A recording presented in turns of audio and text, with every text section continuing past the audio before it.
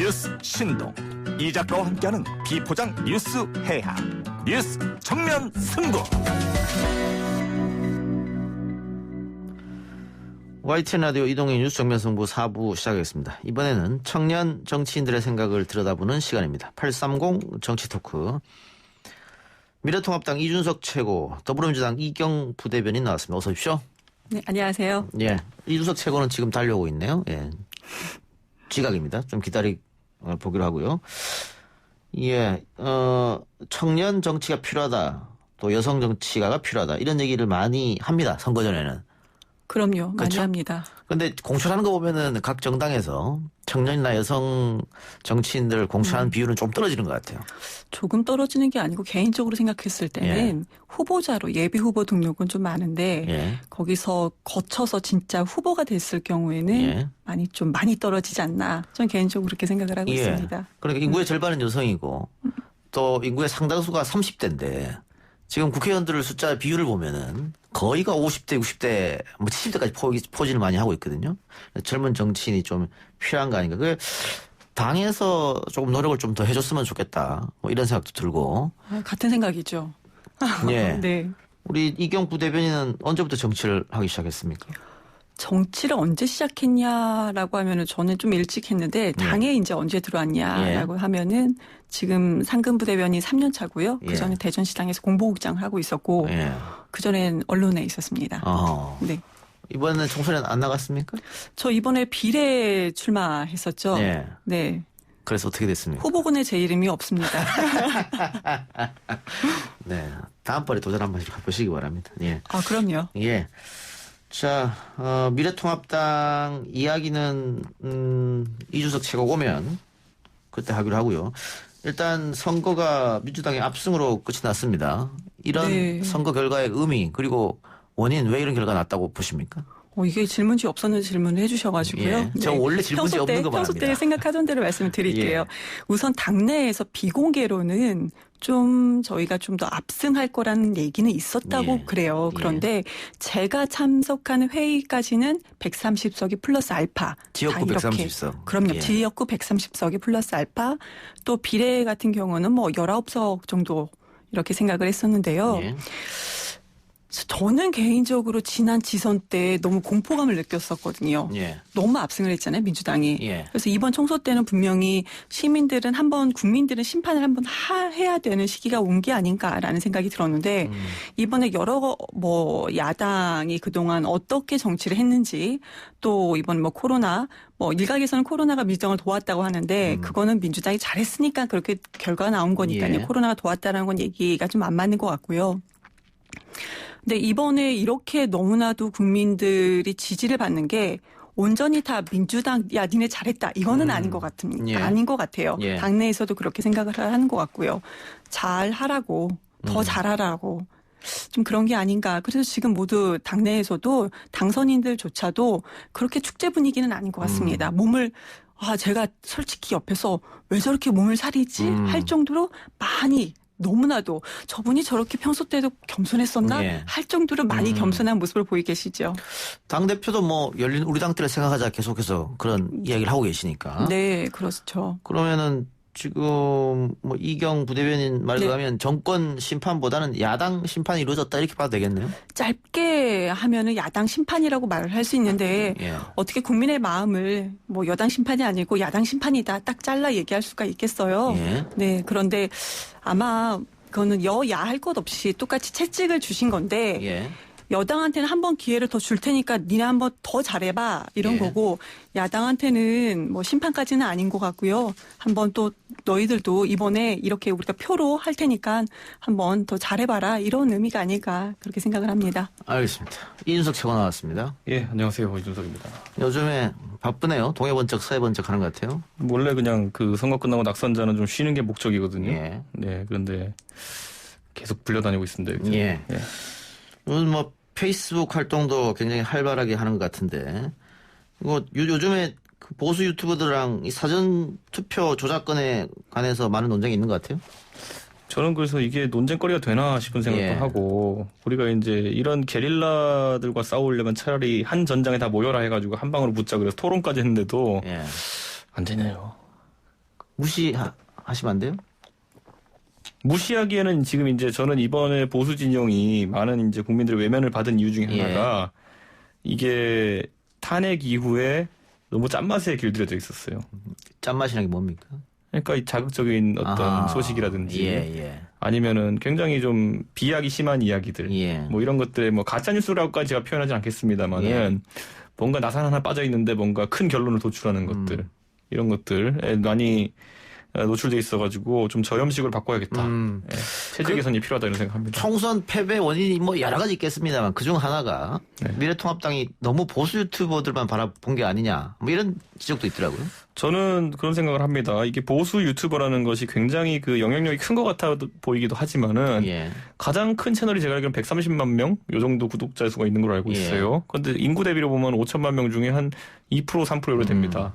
근데 사실 그것보다 훨씬 접근성이 국민들에게 뛰어난 매체들도 있고, 그런데 공신력도 있는 매체들도 있는데, 그 전장을 사실상 내려놓고 유튜브라는 어떤 그 아주 짠맛만을 파는 곳에 정당이 의존했다는 것 자체가 좀 믿기 어려운 전술이었습니다. 근데 어쨌든 미래통합당 당 자체에서는 뭐 이 주장을 따라가진 않고 있으니까. 제가 온몸을 들여서 맡고 있지 않습니까, 보면은. 이게 사실 쉬운 일이 아닙니다. 이게 왜냐하면 선거가 끝난 다음에 보수 진영의 유권자들은 그렇게 생각할 수 있겠죠. 믿고 싶은 거예요, 지금 이런 식으로. 왜냐하면 너무 믿기지 않을 만큼의 패배를 당했으니까. 그런데 거기에 제가 나서가지고 혼자 똑똑한 척 하면서 이제 아닙니다, 이렇게 하는 게 사실 원래 정치 평론이나 아니면 정치 얘기를 하면서 가장 위험할 때가 뭐냐면요. 진실을 얘기할 때 제일 위험해요. 근데 통합당 당 자체에서 그걸 따라하면 글쎄요, 큰일 날 것 같기도 한데. 자, 그 이경 부대변인은 어떻습니까? 보수 쪽에서 이렇게 투표 조작 논란이 나온 거에 대해서. 이준석 최고가 방송에서 하는 얘기를 저는 좀 많이 봤어요. 진짜 조작을 왜 그렇게 믿지? 그래서 반박하는 내용을 봤죠. 그럼에도 불구하고 당내에서 계속 그런 얘기가 나오잖아요. 그래서 좀 찾아봤어요. 보통 그동안에 조작설을 여당 쪽에서도 예전에 조작설 얘기한 적이 있었어요. 그럴 때 보면 보통 표가 좀 아슬아슬하게 좀 질 경우 그럴 때 좀 조작설을 많이 얘기를 하는데 지금 언론에서 좀 나오는 분들이 민경우 의원 그리고 차명진 의원이 있는데 이분들의 표차를 제가 한번 봤습니다. 민경우 의원은 39% 나왔고요. 정일영 그 상대 의원이 그 41% 표차가 2,893표였어요. 차명진은 30%대, 상대 김상희 후보는 60%대. 이거 여기는 표 차이를 말할 정도도 아니죠. 그런데 왜 이분들께서 그렇게 강력하게 왜 얘기를 하시지? 이건 국민의 한 사람으로서 이런 걸 다 떠나서 왜 이럴까? 이런 생각은 좀 듭니다. 그러니까 보통 재검표를 선거 끝나고 하는 곳들이 있어요. 근데 그런 곳들이 어떤 곳이냐면 3표 차, 26표 차, 예전에 문병호 대 정유선 이런 케이스가 보통 재검표 대상이거든요. 왜냐하면 유효표, 무효표 판정하는 기준이 딱딱 있기 때문에 혹시 내 유효표가 무효표로 판정되지 않았을까? 다시 까보자 이런 정도건 할 수 있겠지만은 이제 몇천 표로 가면 이거는 이제 그러니까 스윙이 커지는 거거든요. 우정사업부와 선거관리위원회가 통째로 매수되었다. 이 정도 주장을 결부시켜야지만 이게 사실 논리가 되는 거거든요. 그러다 보니까 지금 참 민경우 의원님도 참 똑똑하신 분인데 워낙 선거 패배 충격이 컸는지 이 좀 논리적으로 맞지 않는 부분에 공감을 하고 계셔가지고 제가 아무리 이렇게 설득을 하려고 해도 이미 믿는 데가 따로 있는 것 같아요. 근데 이경 부대님 말처럼 2012년 대선 끝나고 진보 진영에서도 개표 조작이라는 얘기 나왔었잖아요. 선거 끝나면 이런 홍역은 치르는 것 같습니다. 근데 저는 이거 앞으로 어느 쪽이든 선거 진 쪽에서는 매번 나올 상황인데 전 좀 조심했으면 게 뭐냐면은 어떤 분들은 모 방송사의 음악 오디션 프로그램도 부정이 있었으니 이런 것도 그렇지 않느냐 이렇게 얘기하는데 저는요 그것과는 차원이 다른 이거는 87년도 이후에 우리가 어쨌든 많은 국민들의 노력으로 이룩한 민주화의 기반 위에 온 선거 제도예요. 근데 이것의 공정성을 의심하는 순간 우리가 전 세계적으로 자랑할 만한 그 민주화의 업적 자체가 흔들리는 거기 때문에 이 제기도 거의 상응하는 수준으로 해야 된다 이렇게 봅니다.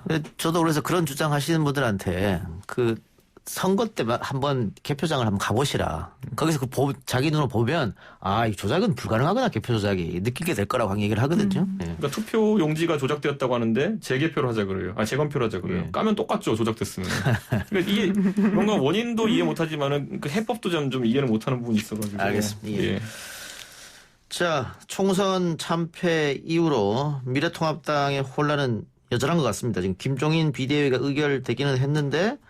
김 전 위원장이 8월 말일까지 비대위원장직 하라면 안 하겠다. 이렇게 됐거든요.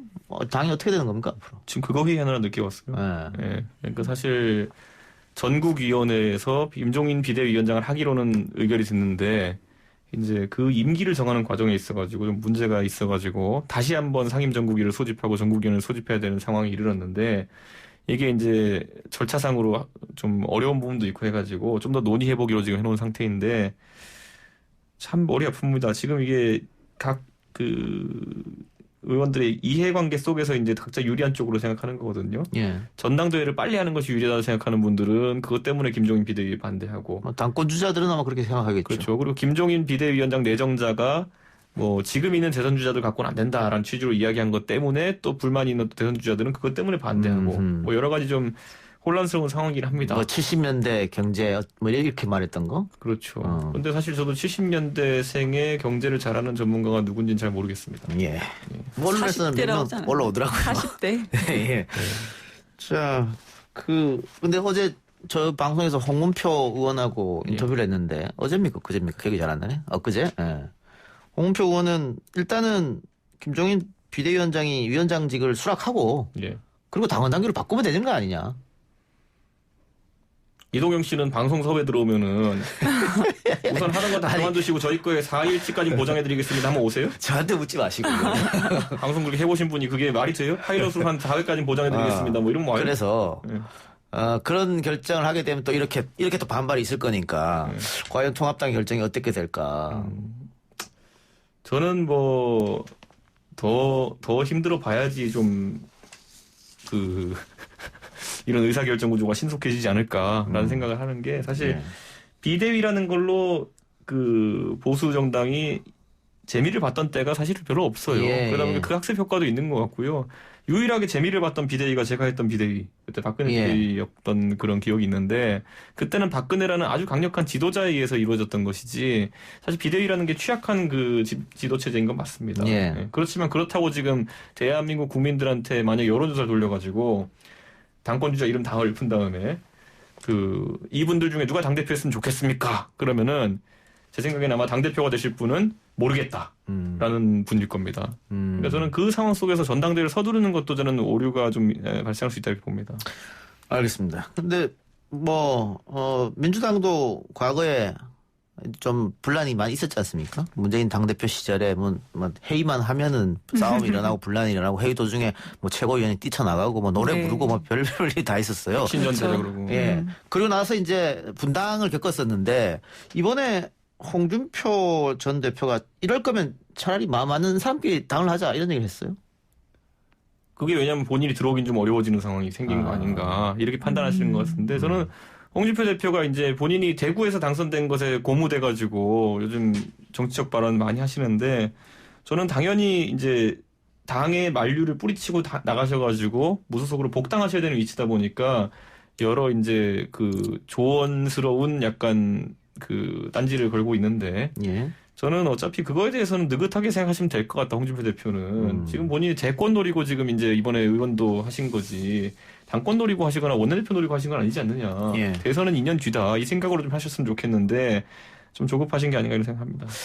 아까 우리 이 대변인이 민주당이 잘해서 선거 압승한 것도 아니다. 그런 말씀하셨잖아요. 그런 얘기가 나오고 있고요. 실제로도 그렇게 생각해야지 맞는 거라고 생각합니다. 그러니까 바꿔서 얘기하면 미래통합당이 대안 세력 혹은 국민들이 표를 한 표 선뜻 던지기 좀 꺼려했던 정당이 아니었느냐 뭐 그런 이야기일 수도 있는데 그래서 좀 이참에 좀 확 갈아엎어야 되는 거 아니냐 미래통합당이. 그래서 일각에서는 뭐 이준석, 김세연, 뭐 홍정욱 이런 젊은 사람들이 지도위에 올라서 좀 바꿔라 이런 이야기도 있는데 거기는 어떻게 생각하세요? 전 개인적으로 이번에 이준석 최고가 만약에 당선이 됐으면은 그림 자체가 좀 뭐 개인적인 의견입니다. 뭐 회의에서 이런 거 나온 적은 없었고요.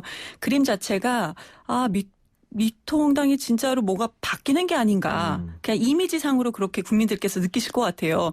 왜 이런 여론조사 있었잖아요. 국민들께서 투표를 하기 전에 계속 정치권을 지켜보는 게 아니고 일주일 정도 전에 조금 자세히 예. 보고 이렇게 투표를 한다. 이게 좀 여론조사가 좀 높게 나왔는데요. 그렇게 봤을 때 지금 요 근래에 잠깐 국민들께서 보셨을 때 이미지상 좀 변화하는 이미지를 크게 좀 가져가지 않을까. 그래서 그렇게 되면은 민주당이 좀 더 불리하지 않을까. 예. 이거 좀 왜냐하면 당내에서도 아까 청년 뭐 당선인 얘기도 나왔지만 그렇게 청년 정치인이 많이 당선되지는 못했습니다. 네. 네. 그래도 그 중에 지금까지와 다르게 좀 많이 됐긴 했지만 그렇지 않거든요. 여전히 저는 민주당이 진보라고 생각하지 않거든요. 민주당도 좀 보수 쪽에 가깝다라고 생각을 하는데 그렇게 생각하는 국민들도 좀 많이 계실 거예요. 네, 그런 이미지를 가진 국민들께서는 표심이 앞으로의 예. 표심이 좀 흔들리지 않을까 생각합니다. 오히려 민주당이 그러면 위협일 수도 있겠다. 그렇죠. 그 김종인 비대위원장이 한 것처럼 전권을 달라 하세요. 우리한테 맡겨라 정권을 주세요 하면 하세요. 저는 이제 좀 쉬고 싶습니다. 네, 제가 몇 번 방송에 얘기했지만 저는 직업이 최고위원인 사람처럼 돼버려가지고요. 예. 이게 이제 좀 도망 다니면서 좀 산과 물을 즐겨야 되나 이런 생각할 정도로. 달라고 하면 주나요? 비대위원장은 못 받고요. 예. 지금 상황에서 뭐 비대위가 출범하면은 뭐 당직이야 제가 뭐 사실 역할을 맡겠다고 하면 할 수 있는 부분들이 있습니다. 꼭 비대위원 이런 거 말고도. 그런데 사실 당직 자체에 대한 흥미가 사라지는 것이 지금은 보수의 가장 기본을 한번 재정립해야 되는 시기가 아닌가. 우리가 이렇게 보면은 제가 비유하는 게 군대도 위관급, 영관급, 장관급 이렇게 예. 있잖아요. 근데 지금 뭐 그 아래 부사관급부터 해서 지금 다 무너지는 상황이에요. 보면은. 그렇기 때문에 누가 지금 지휘관으로 온다 하더라도 이 무너진 군대를 이끌 수는 없습니다. 그렇기 때문에 각자 이제 아무리 이름이 알려진 사람이 하더라도 위관급의 일을 할 정도의 자세가 되어 있어야 보수가 재건될 수 있다. 이런 생각을 합니다. 예. 어쨌든 선거가 패배를 했기 때문에 일단 먼저 자성 또 분석 뭐 이런 것들이 필요한 것 같은데 아직 뭐 지도부조차도 지금 어떻게 될지 모르기 때문에 여러 가지 혼란이 계속되고 있는 것 같습니다. 그런데 그런 분석하기에 앞서가지고 우리가 진 건 사실이 아니야. 그래서 사실은 선관위와 우체국과 모든 게 매수돼가지고 부정선거가 있었어라고 하는 사람들이 앞에 나와가지고 유튜브에서 방송을 하고 있으니 제가 얼마나 답답하겠습니까. 선거 진 사람들은 다 알아요 왜 졌는지. 예. 근데 그것 때문에 아니에요. 예, 알겠습니다. 자, 이번에 민주당 얘기해보죠. 오돈 전 시장의 성추행 문제가 총선 이후에 터졌고 또 최근에는 민주당의 비례정당이죠. 시민당 양정숙 당선인이 제명된 일이 벌어졌습니다. 그래서 민주당이 그러면 검증을 왜 제대로 못했느냐. 결국은 민주당에서 후보가 돼서 저쪽으로 건너가신 분이니까 그런 비판이 좀 있습니다. 우선 이번 총선의 검증을 왜 제대로 못했는가라는 비판점에 계신 분은 오고 전 시장은 아닌 거고요. 예. 네, 그분은 뭐 2년 전에 예. 지선 때 당선이 되신 분이니까 이 기사가 같이 묶여서 오 시장 그리고 양 그 비례 예. 당선된 분하고 국민들께서 이 기사를 많이 보셨을 때 민주당에 대한 그러니까 도덕적 기대가 되게 좀 높잖아요. 예.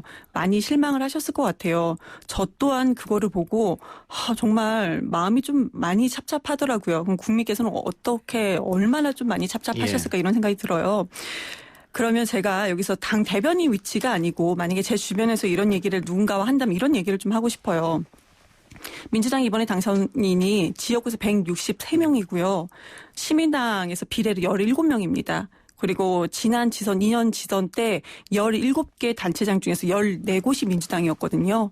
엄청 많죠. 네. 그런데 지금 거론되시는 분은 두 분입니다. 이게 그러니까 이제 시작일 수도 있고 아니면 이 부분에서 마음이 흔들릴 수도 있을 텐데 이 두 분이 지금 거론된 분들로 민주당 전체를 좀 실망하는 마음은 없기를 바랍니다. 어떤 얘기인지 알겠는데 그러면 오돈 전 시장은 빼더라도 양정숙 당선인 같은 경우에는 이거 확인하는 게 어려운 게 아니었거든요. 뭐 투기 문제, 그 다음에 이 이념 문제 같은 경우에도 정수장학회에 있었다는 것도 이것도 금방 알아낼 수 있는 문제인데 이걸 하지 않았다는 거는 못했다고 봐야겠죠. 그건 좀 비판받아야 되지 않느냐.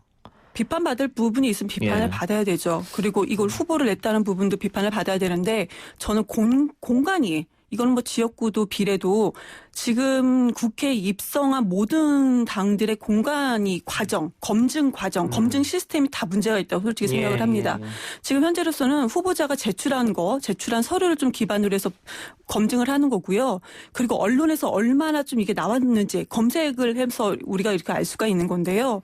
지금 그런 시스템 자체가 좀 모든 당, 이건 민주당뿐만 아니고 모든 당들의 좀 부재가 문제가 있다고 생각을 합니다. 그러니까 아까 이제 이경 대변인이 제시했던 그 선거 결과 중에서 문제가 있는 공천들이 얼마나 됐었냐라고 하는 점에 대해서 뭐 지금 지방선거 광역단체장 공천이 아까 언급됐는데 뭐 그중에 하나만 문제가 됐다는 취지로 말씀하셨는데 지난 지방선거에서 지방권력 교체가 일어난 곳이 4곳이에요. 그게 어디냐면은 남경필에서 이재명으로, 그다음에 김기현에서 송철호로, 그다음에 서병수에서 오거돈으로, 그리고 홍준표에서 그 김경수로. 이 4곳이 전부 지금 뭐 최소 주황불 또는 빨간불이 떴습니다, 지금. 이거는 그러니까 상당히 좀 의미가 있는 게 이번에 사실 그러니까 사실 원래 보수당이 우세한 지역에서도 사실 민주당이 당선될 정도로 국민적 기대가 있었으나 그 4곳에 바뀐 곳들은 지방행정의 공백이 초래되었거나 아니면 앞으로 예상되는 곳들이거든요. 여기에 대해 가지고는 좀 겸허하게 민주당이 받아들일 필요가 있지 않나. 그리고 저는 오거돈 시장 건은 뭐 총선에 대한 영향력이라고 하면은 저는 아마 박빙으로 떨어진 뭐 이현주 의원 정도는 굉장히 좀 억울할 수 있겠다 이런 생각하지만은 앞으로 대선을 앞두고 원래 우리 최근 한 2-3번의 대선 동안은 PK를 잡는 쪽이 유리하다라는 이런 게 정설로 되어 있는데 PK의 어쨌든 대선 구도에는 상당히 큰 영향을 미치게 됐다. 이 정도 분석을 할 수 있을 것 같아요. 대선 너무 많이 나온 거 아닙니까? 그러기에는? 그렇다 보기엔 내년에 이제 아마 보궐선거에서 한번 PK 분위기가 한 번 더 재확인될 겁니다. 그렇기 때문에 뭐 그걸 한번 지켜봐야겠죠. 알겠습니다. 두 분 이야기는 다음 주에 계속 이어서 듣겠습니다. 오늘 말씀 고맙습니다. 네, 감사합니다. 네, 감사합니다. 오늘 저희가 준비한 소식은 여기까지입니다. 저는 물러가고요. 내일 이 시간 다시 돌아오지 않습니다. 왜냐면요. 내일 휴일이 있기 때문에요. 금요일 날도 근로자의 날이니까 쉬고 저는 다음 주 월요일 날 다시 찾아뵙겠습니다. 들어주신 여러분 대단히 고맙습니다.